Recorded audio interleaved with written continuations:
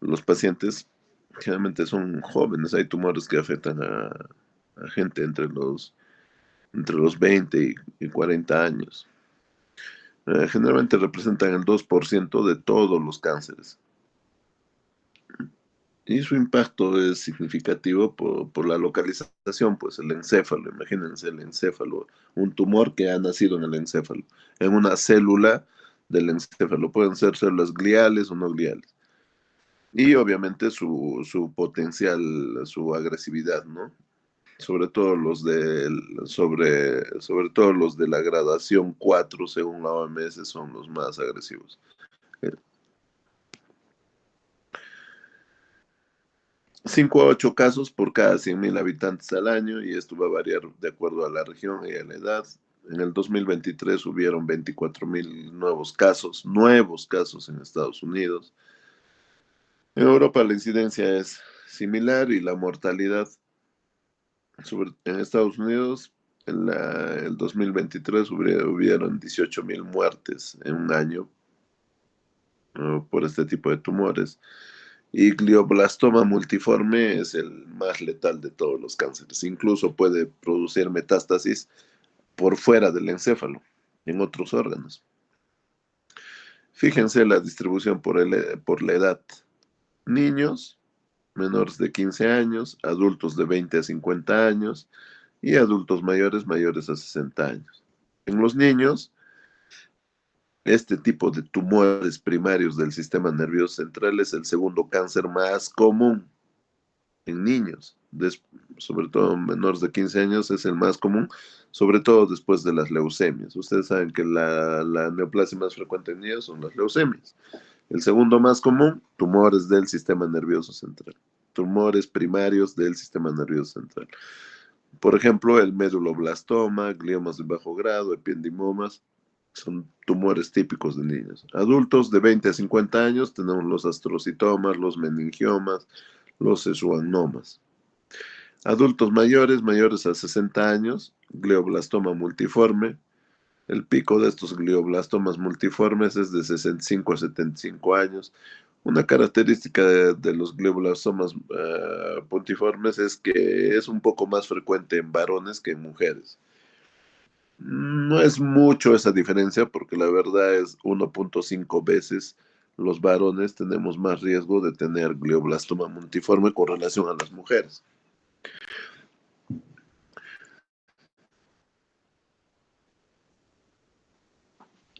Las metástasis cerebrales, de nuevo acá recalcamos, las metástasis cerebrales es más frecuente que los tumores primarios, es más frecuente que los tumores primarios. O sea, si yo veo a un paciente con un tumor, a un paciente, sobre todo a pacientes mayores, ancianos, adultos mayores con tumores en encéfalo, lo primero que tengo que pensar que ese tumor ha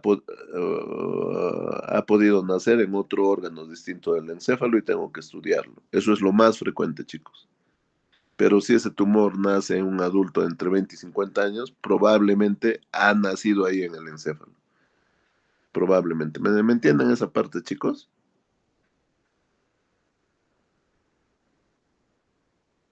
Chicos, o ya están durmiendo.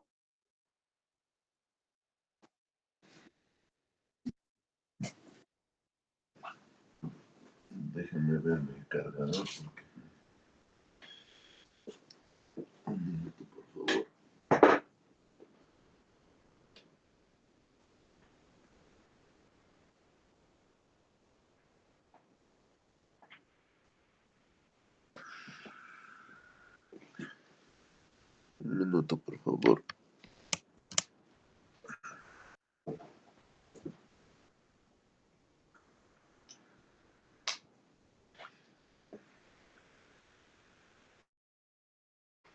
Se me escucha, ¿no?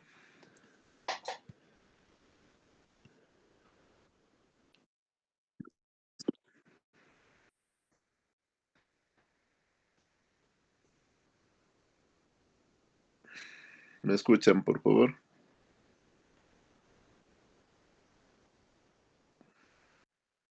Ya, vuelvo a repetir.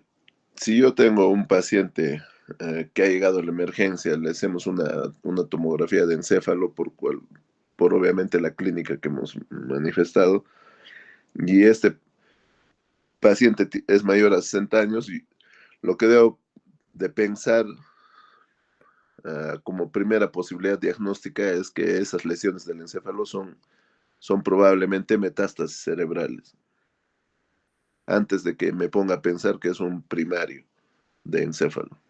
¿Me entiende? A diferencia de tumores en niños o en adultos jóvenes, que obviamente hay más probabilidades de que sean primarios de encéfalo que sean tumores metastásicos, ¿no?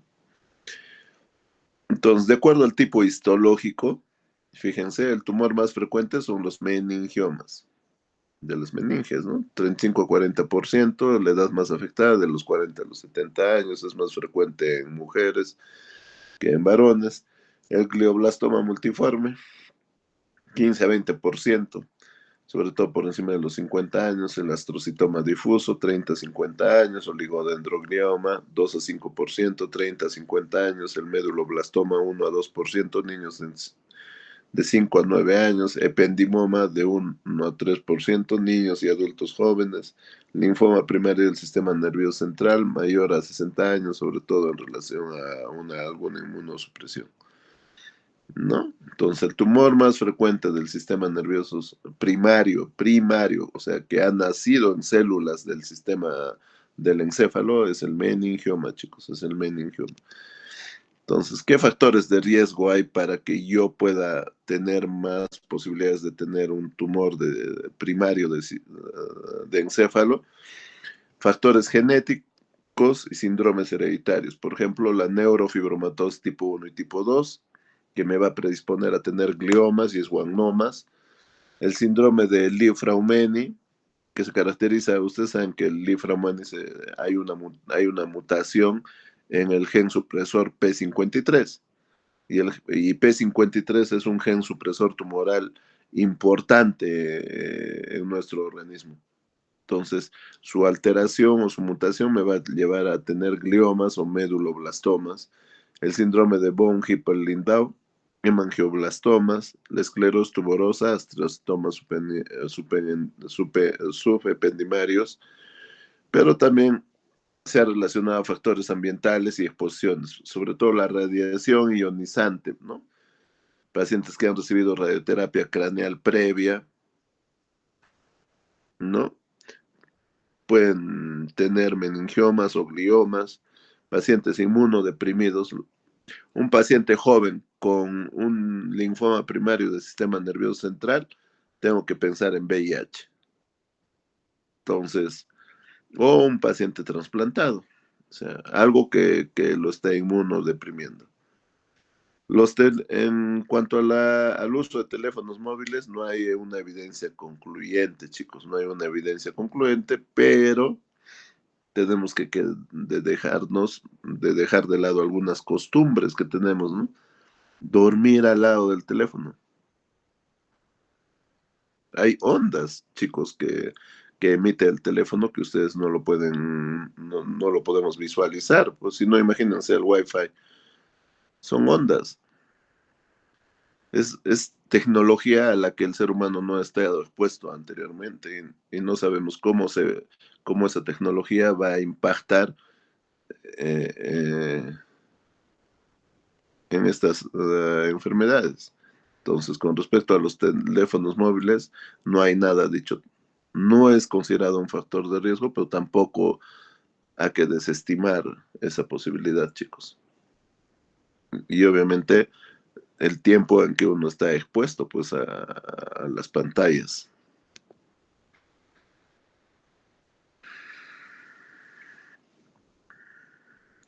El cuadro clínico de los tumores del sistema nervioso central van a variar, pues, ¿no? Para empezar, ¿es un tumor benigno? ¿Es un tumor maligno? ¿Qué grado de OMS tiene? De acuerdo a la clasificación de la OMS, van del 1 al 4. El 1 son tumores generalmente benignos, al igual que el 2. El 3 y el 4 sobre todo el 4 es potencialmente maligno, ¿no? Pero esto va a depender, el cuadro clínico va a depender en principio del tipo histológico, ¿no? ¿Qué tipo histológico es? ¿En dónde está localizado? Es diferente que tener un tumor en el cerebelo que tener un tumor en la región frontal, ¿no? El cuadro clínico va a variar porque ustedes saben que cada área del cerebro cumple una función específica, ya sea esta motora o etcétera. El tamaño del tumor, ¿no? Si es un tumor pequeño, de repente ni síntomas voy a tener. Pero si es un tumor de un tamaño considerable, de repente incluso el paciente va a tener hemiparesias, ¿no? Bien marcadas. Y obviamente la velocidad de crecimiento. Pues. El- Entonces, hay síntomas generales para todos los tipos de tumor que son un poco inespecíficos, pero de nuevo está como principal manifestación la cefalea. 50 a 60% de los pacientes va a presentar cefalea. Es una cefalea que es progresiva, es más intensa por la mañana o al acostarse. Esto es, como les decía, por un aumento de la presión intracraneal. Y también hemos hablado de esto, que es una cefalea que empeora con las maniobras de Valsalva, ya sea tos, esfuerzo. Señora, tosa. Doctor, me duele mi cabeza. Puje, me duele mi cabeza. Amarres esos zapatos, me duele mi cabeza. O a alguno de ustedes le duele la cabeza cuando se amarran los zapatos. No, es cierto. Entonces, esas maniobras de Valsalva permiten aumentar la presión intracraneal, entonces el paciente va a tener una mayor cefalea. Convulsiones es bien variable, de un 20 a 50% de los casos, más sobre todo en los tumores supratentoriales que están por fuera del cerebelo, ¿no? El diagnóstico, déficit cognitivo o cambios de personalidad, sobre todo en tumores frontales o difusos, ¿no? Y por la localización, es un repaso de neurología, ¿no? Si está localizado en el lóbulo occipital, solo por mencionarles, que pueden ser metástasis o gliomas, voy a tener hemianopsias homónimas, alucinaciones visuales, etcétera. Que es muy distinto a si un tumor está localizado en el tronco encefálico, ¿no? Que puedo tener parálisis de los pares craneales, 6 y 7, ataxia, disartria, etcétera. O los tumores del cerebelo, que voy a tener ataxia, dismetría, nistagmus, hidrocefalia, obstructiva, etcétera. Entonces, de acuerdo a la localización, vamos a tener una serie de manifestaciones clínicas, como les decía. La OMS ha actualizado la clasificación de tumores del sistema nervioso central. La anterior clasificación era del 2016, ahora hay una nueva clasificación que está vigente desde el 2021 y incorpora criterios moleculares, aparte de los histológicos que tradicionalmente servía para clasificar, ¿no? Y estos principales cambios es la integración de biomarcadores moleculares. Chicos, estamos en la era de la biología molecular. Todo es molecular, chicos, todo es molecular. En oncología incluso nosotros tenemos medicamentos que actúan a nivel molecular, a nivel a nivel de enzimas que intervienen en el ciclo celular, como los inhibidores de las quinasas dependientes de ciclinas, tipo 4, tipo 6, ribociclib, abemaciclib, palbociclib, actúan a esos niveles, chicos. Entonces, casi todo nuestro no saber biología molecular ahora y eso en todas las especialidades, es casi un pecado. Entonces, más ustedes que ya son médicos que me imagino que van a trabajar con mucha inteligencia artificial, etcétera, o sea, tienen que, tienen que conocer esto, chicos. Entonces, lo que se ha incorporado es la presencia, determinar mutaciones, ¿no? Si hay mutaciones de IDH, si hay mutaciones de BRAF. Entonces, antes, por ejemplo, hablábamos de astrocitoma difuso, ahora hablamos de astrocitoma IDH mutado o IDH no mutado, ¿no? Entonces, antes hablábamos de glioblastoma primario, ahora primario versus secundario, ahora habla de glioblastoma IDH mutado, no mutado igual, ¿no? Entonces,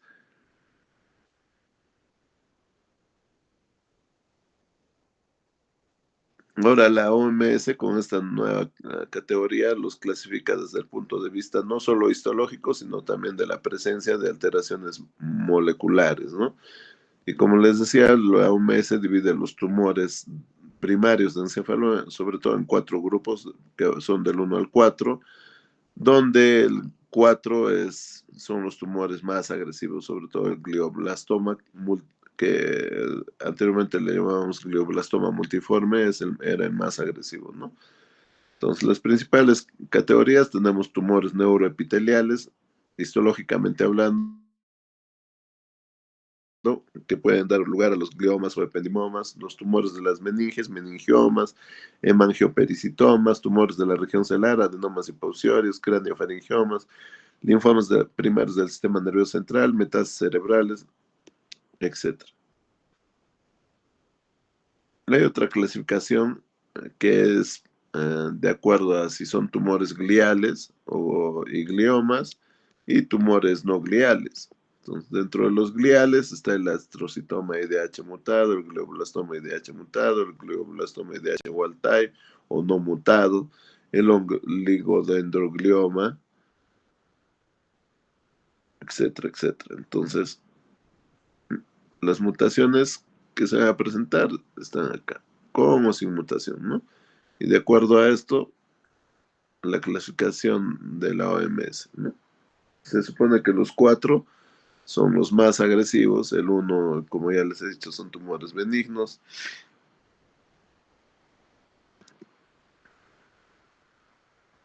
Dentro de los no gliales, por ejemplo, el meningioma, el schwannoma, meduloblastoma, ependimoma, linfomas primeros del sistema nervioso central. Entonces, y la gradación de la OMS, ¿no? Meningiomas puede haber de grado 1, 2 o 3.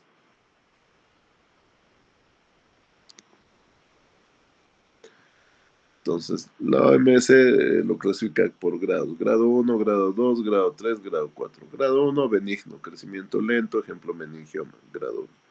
Grado 2, atipia citológica, bajo potencial de malignidad, astrocitoma difuso. Grado 3, hay bastante anaplasia y mayor actividad mitótica, astrocitoma anaplásico. Y el grado 4 es necrosis, proliferación vascular, muy agresivo. Por ejemplo, el glioblastoma multiforme, ¿no?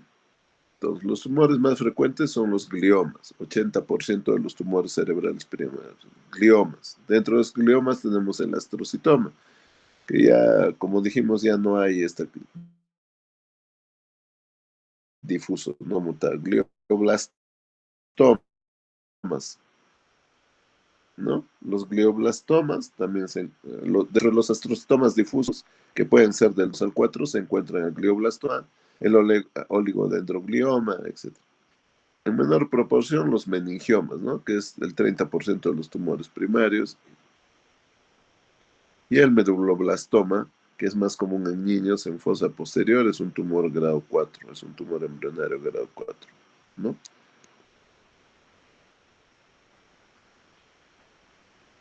Entonces, acá están esos biomarcadores que se han incorporado en la última clasificación, sobre todo mutación del IDH para astrocitomas, oligodendrogliomas. Viral también hay en melanoma, también hay en astrocitomas pleomórficos, que puede servir como una diana terapéutica. Entonces, el diagnóstico de este tumor, el gold estándar, es la resonancia magnética. Ya hemos hablado, porque me permite valorar fosa posterior, cerebelo, tronco.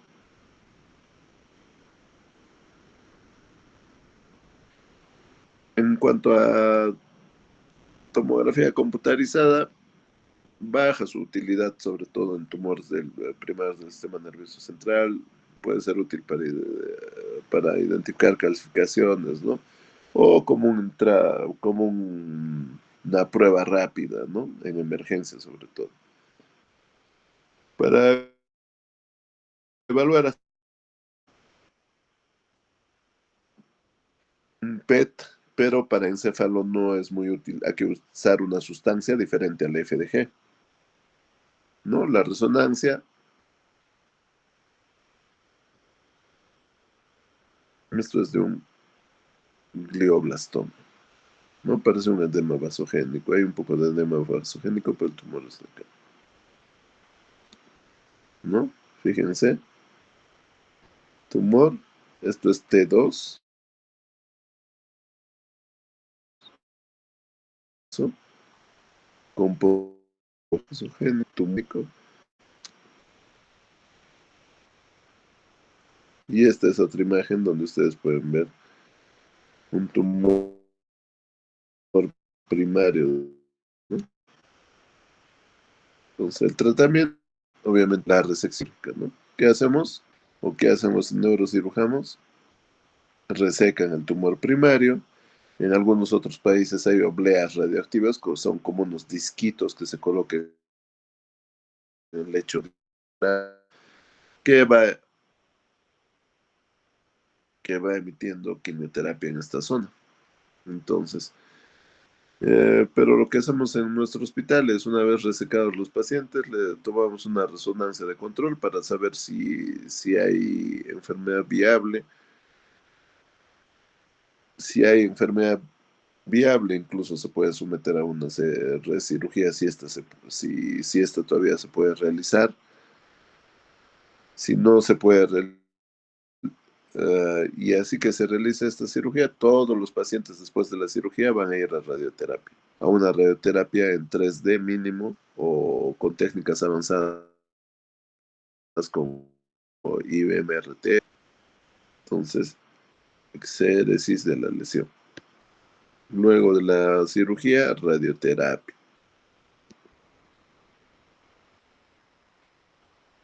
Luego, la radioterapia lo damos juntamente con una quimioterapia oral que se llama temozolomida. Y posteriormente, eso más o menos dura casi 2 meses, el tratamiento de la radioterapia a ese nivel de lesiones, y luego le damos temozolomida por 5 días, cada 28 días, ¿no? Hay terapias dirigidas para inhibidores de GFR o antiangiogénicos, ¿no? Como el bevacizumab. Fíjense, el glioblastoma, la supervivencia media es de 15 meses. El meningioma es más de 10 años. Grado 1 de la OMS, este es grado 4. Hay una gran diferencia entre benigno y maligno.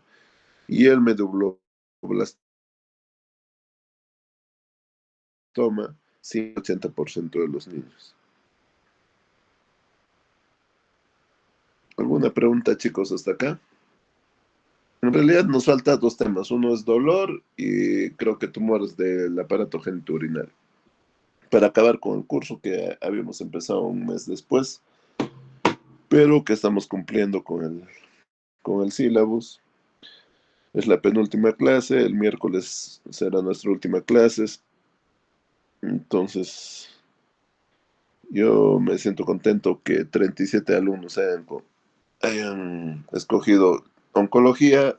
Les va a ser muy, muy útil, chicos, porque cáncer hay en todas las especialidades, como hablábamos con algunos de sus compañeros de la rotación, sea la especialidad que escojan en el futuro después de graduarse de médicos. Todas las especialidades casi tienen que ver con oncología. Radiología, hay criterios radiológicos para informar una resonancia en un paciente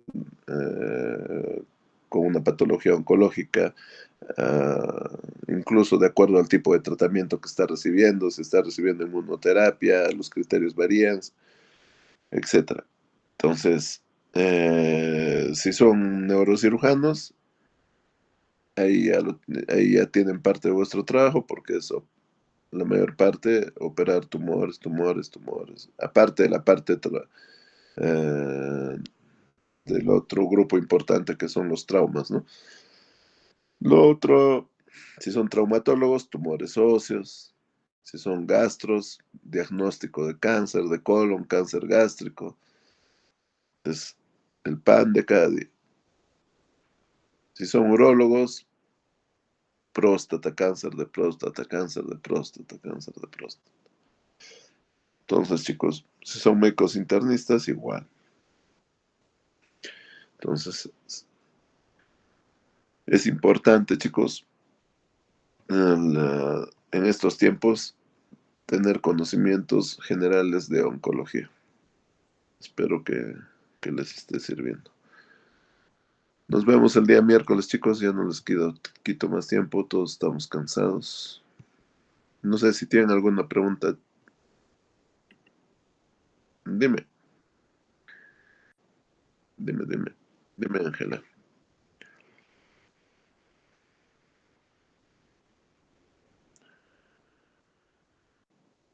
¿Tumor primario? No, no hay un marcador. No hay un marcador.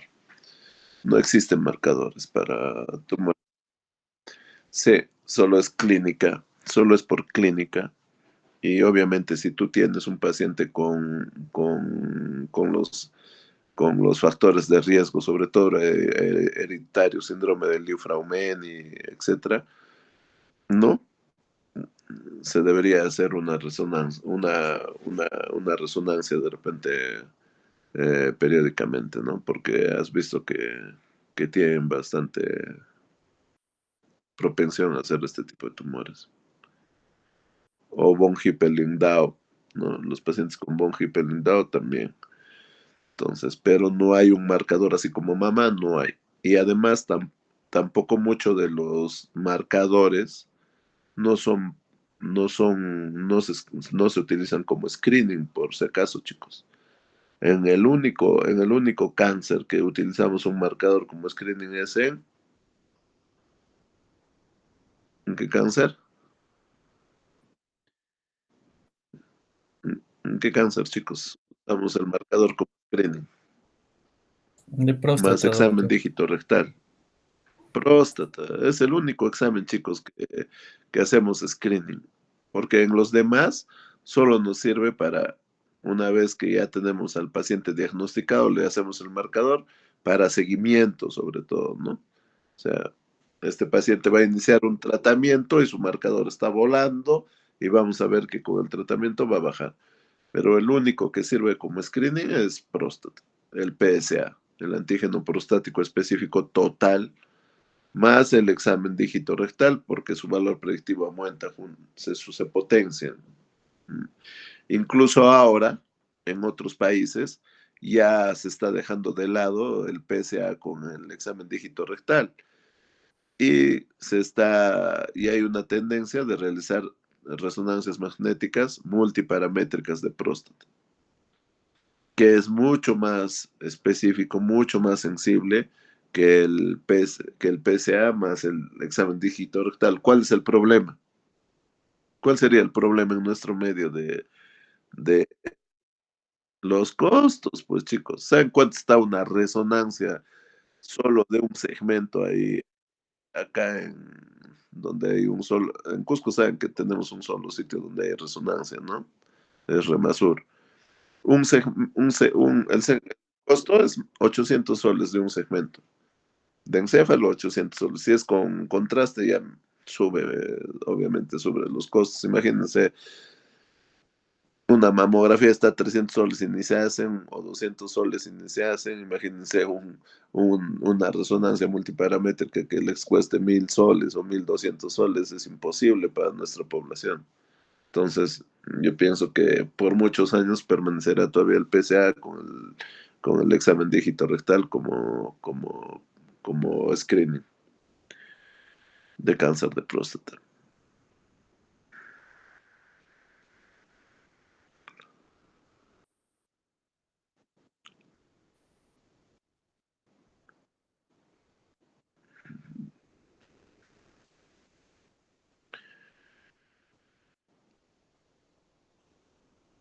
Gracias, gracias chicas, gracias muchachos. Entonces el miércoles nos despedimos, cuídense y espero que les vaya todo bien. Gracias, doctor. Buenas noches.